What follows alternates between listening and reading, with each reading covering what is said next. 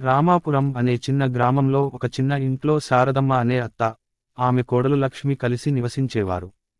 శారదమ్మ పెద్దవాళ్ళు, నెమ్మదిగా మాటలతో కానీ గట్టి అభిప్రాయాలతో ఉండేవారు.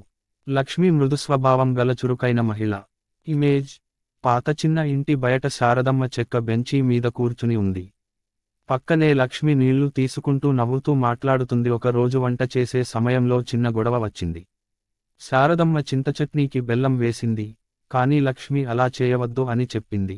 శారదమ్మ: మన కాలంలో ఇలా బెల్లం వేయడం నైజమే. లక్ష్మి: అత్తయ్య, మా అమ్మ మాత్రం కారం ఎక్కువగా వేసేది, మనం కాస్త మారుదాం కదా. ఇమేజ్: వంటగదిలో ఇద్దరు మహిళలు, ఒకరు బెల్లం వేస్తూ, ఇంకొకరు చేతితోనో చెప్పినట్టు చూపిస్తోంది. వర్షం పడుతున్న రోజు ఇద్దరూ తడవడంతో కూడిన దుస్తులు మేడపై ఉంచాలని అనుకున్నారు. ఎవరెవరి దుస్తులకి చోటు లేదు అన్న కారణంగా గొడవ మొదలైంది. ఇమేజ్: మేడపై ఇద్దరూ దుస్తులు తగిలిస్తూ, ఒకరిని ఒకరు గమనిస్తూ నన్నా ముందుగా పెట్టాలి అని వాదిస్తున్నారు. ఒకరోజు దీపావళి వచ్చింది. కోడలు ఇంటిని మేళం చేసిన పూలతో అలంకరించింది. శారదమ్మ కాస్త అసహనంగా చూస్తూ, ఇంతగా ఎందుకింకా అలంకారాలు? లక్ష్మి: అత్తయ్య, ఇది మన ఇంటికే కాదు మన మనసులకు ఆనందం కదా. శారదమ్మ మెల్లగా నవ్వింది. ఇమేజ్: ఇంటి ముందు రంగవల్లితో అలంకారం, దీపాల కాంతిలో అత్త కోడళ్ళు కలిసి ఫోటోకు పోజ్ ఇచ్చినట్టు. ఒకరోజు లక్ష్మికి పెళ్లి ఇంటికి వెళ్లే అవకాశం వచ్చింది. ఆమె పట్టు చీరను తీయగా, శారదమ్మ అంది, ఇది నా అమ్మయ్య ఇచ్చినది, జాగ్రత్తగా పెట్టి వాడాలి. లక్ష్మి కాస్త బాధపడి, అలాంటప్పుడు చెప్తే నేనేం ఆడేది అంది. ఇమేజ్: పట్టు చీరను తీయడంతో ఇద్దరి మధ్య చిటికీగా మాటలు మారుతున్న సన్నివేశం.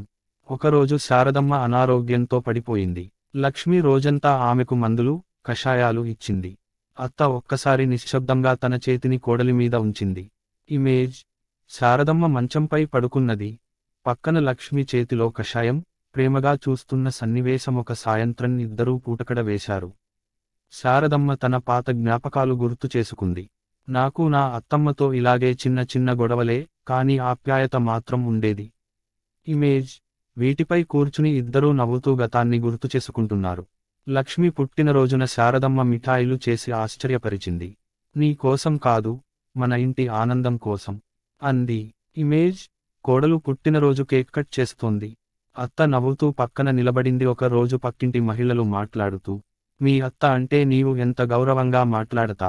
లక్ష్మి నవ్వుతూ, ఆమె కన్నా ఎక్కువ నేర్చుకున్నాను ఆమెతో ఉండి అంది. ఇమేజ్: లక్ష్మి పక్కింటి వాళ్లతో మాట్లాడుతోంది. వెనుక అత్త వింటూ సంతోషంగా నవ్వుతుందిక ఇద్దరూ ఉదయాన్నే కలిసి వాకింగ్కు వెళ్లడం, కలిసి టీవీ చూస్తూ టీ తాగడం ప్రారంభించారు. ఎప్పటి గొడవలు మిగిలిపోయి మమకారమే మిగిలింది.